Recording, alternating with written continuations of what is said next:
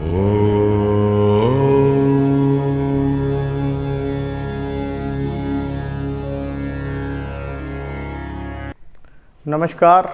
मैं अशोक भोजक आदर्श विद्या मंदिर के इस यूट्यूब चैनल में आपका हार्दिक स्वागत करता हूं। कक्षा 11 के पिछले वीडियो में पिछले 2 वीडियो में हम जर्नल की ही चर्चा कर रहे हैं, जिसमें लास्ट वीडियो में हमने जर्नल के अंतर्गत वास्तविक खाते के अंतर्गत जर्नल में वास्तविक खाते के अंतर्गत प्रविष्टि के नियम पढ़े थे। उससे पिछले वीडियो में जर्नल के अंतर्गत व्यक्तिगत खाते के नियम पढ़े थे। व्यक्तिगत खाते के अंतर्गत किस प्रकार से नियमों के आधार पर हम जर्नल प्रविष्टियां करते हैं। आज जो टॉपिक रहेगा अपना, जर्नल में ही तीसरे खाते के अंतर्गत किस प्रकार प्रविष्टियों के नियम को हम फॉलो करते हैं। आज हमारा टॉपिक उपप्रकरण क्या रहेगा?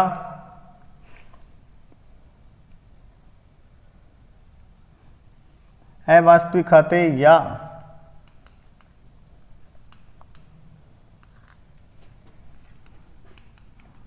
नाम मात्र खाते के अंतर्गत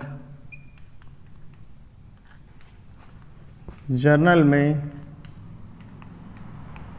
लेखा करने के नियम या जर्नल में प्रविष्टि के नियम।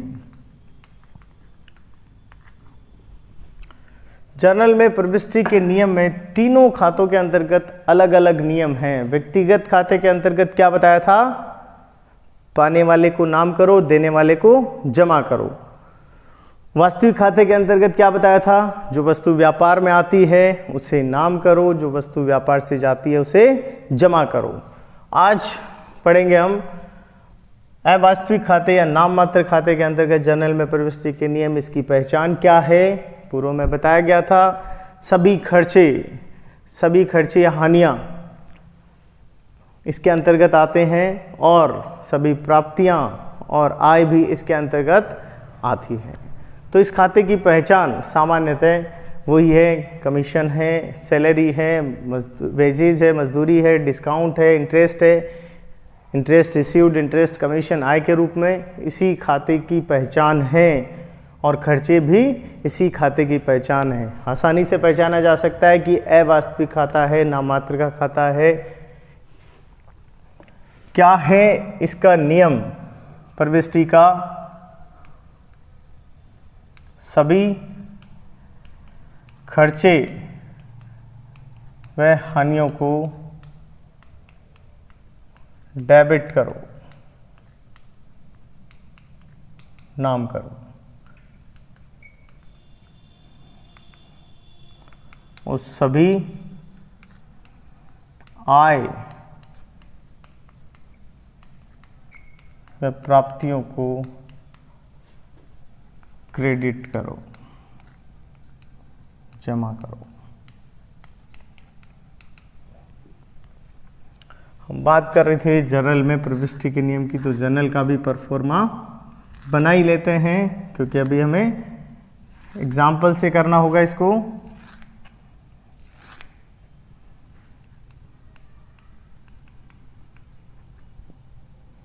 जर्नल द बुक्स ऑफ, किसकी पुस्तकों में बना रहे हो? राम ब्रदर्स हो सकता है, श्याम ब्रदर्स हो सकता है, या अन्य जो भी नाम प्रश्न में हो उसे लिख दें। ये वही आपका डेट, पर्टिकुलर्स, रिजर्व फोलियो, खाता प्रश्न संख्या, डीआर अमाउंट और सीआर अमाउंट। इसके एग्जाम्पल के माध्यम से इसको समझते हैं।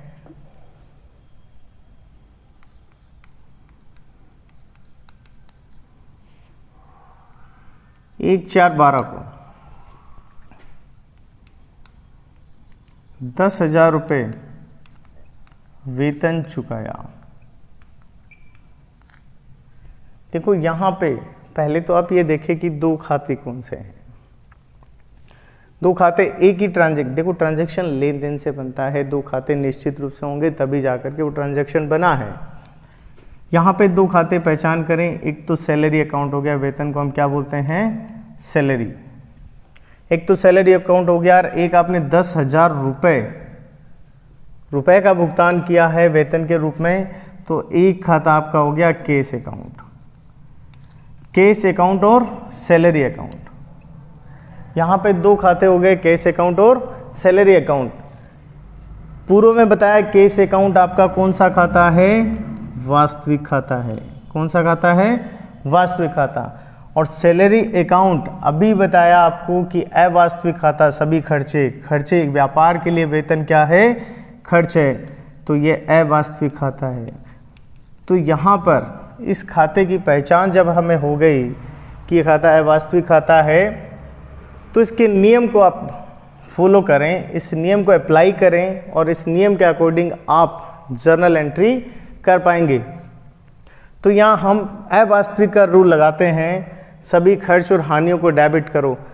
व्यापार के लिए वेतन चुकाना खर्च है या आय है, ये समझें पहले तो, कि आप व्यापारी हो, आपने किसी अपने एम्प्लॉय को वेतन दिया है, तो वो वेतन आपके लिए क्या होगा, आपके लिए खर्च होगा ऑब्वियसली।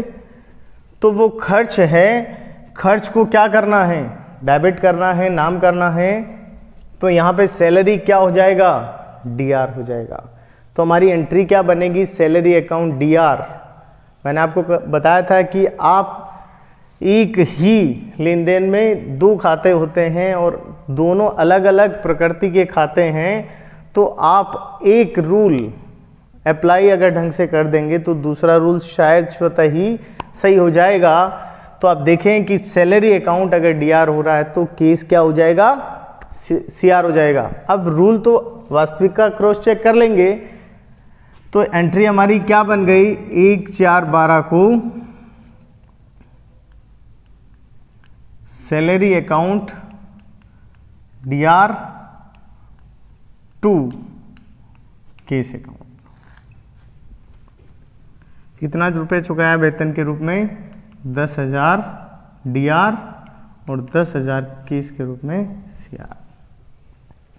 अब क्रॉस चेक करें, वास्तविक खाते का रूल क्या है, वास्तविक खाते का रूल है जो वस्तु व्यापार में आती है उसे डेबिट करो, जो वस्तु व्यापार से जाती है उसे क्रेडिट करो। क्या आपके व्यापार में केस आया था, नहीं। अगर केस आता तो आप क्या करते, उसे डेबिट कर देते।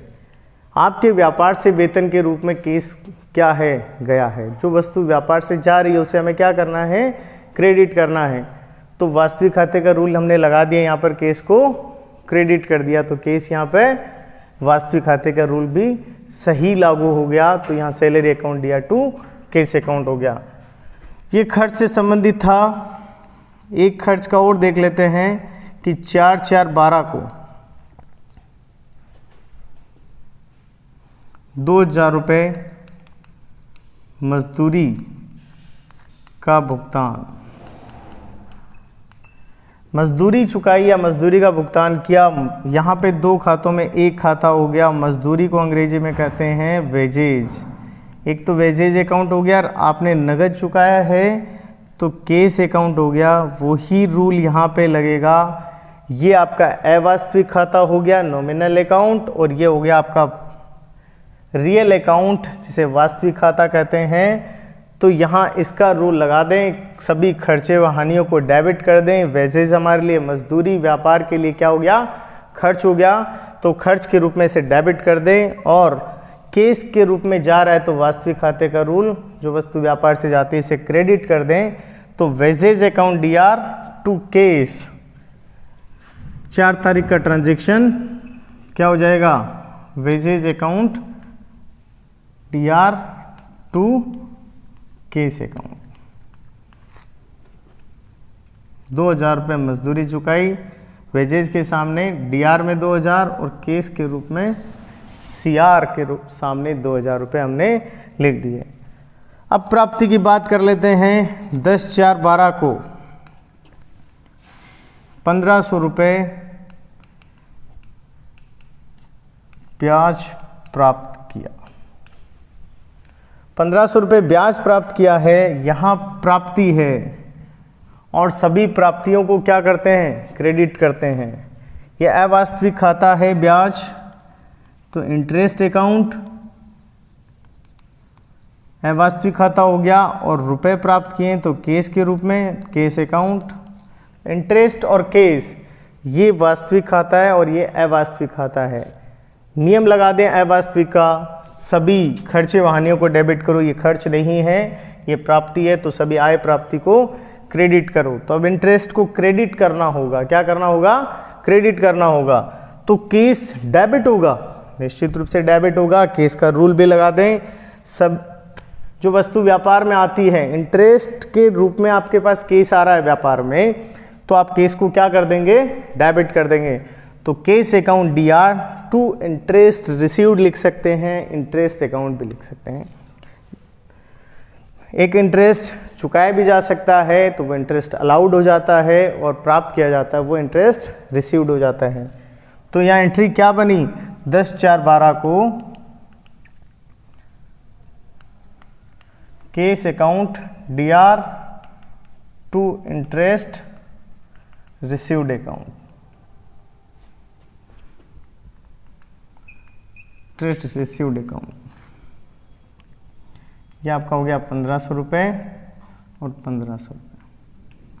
टोटल लगा दें, दोनों पक्षों की टोटल, प्रत्येक पेज पर दोनों पक्षों की टोटल आपको क्या करनी है, कैरी फॉरवर्ड करनी है। और एक ही पेज में सारी जर्नल आ जाती है, 5-7 एंट्रीज जितनी भी है, तो उसका लास्ट में योग लगा दें।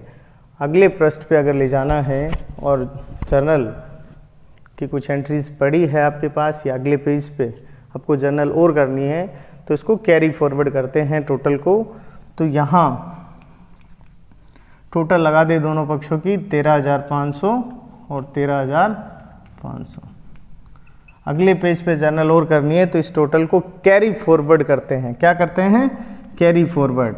अगले पेज पे इस योग को ले जाना होगा, और वहाँ पे अगले पेज के ऊपर ही ऊपर आपको जर्नल से पहले क्या करना होगा, जहाँ से एंट्री कर रहे हो वहाँ ब्रॉड फॉरवर्ड लिखना है, BF लिखना है, ध्यान रहे।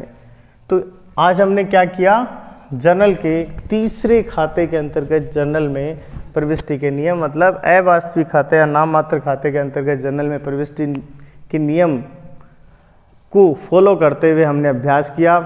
अब तीनों रूल मैंने आपको बता दिए। अब आप आसानी से सवाल को हल कर सकते हो, जर्नल एंट्रीज कर सकते हो। इसका अभ्यास करें एग्जाम्पल के माध्यम से, क्वेश्चन के माध्यम से, और अगले वीडियो में हम तीनों खातों के अंतर्गत कुछ एग्जाम्पल कुछ सवाल के रूप में बना करके बताएंगे आपको, और तीनों का साथ में अभ्यास करेंगे। मिश्रित प्रविष्टि का भी अभ्यास करेंगे, बैंकिंग ट्रांजैक्शन का भी अभ्यास करेंगे। आज के लिए आप पहले इन सभी तीनों खातों के अंतर्गत और आज जो पढ़ा है इसकी जो प्रविष्टियाँ बनती है उसका अभ्यास करें। धन्यवाद।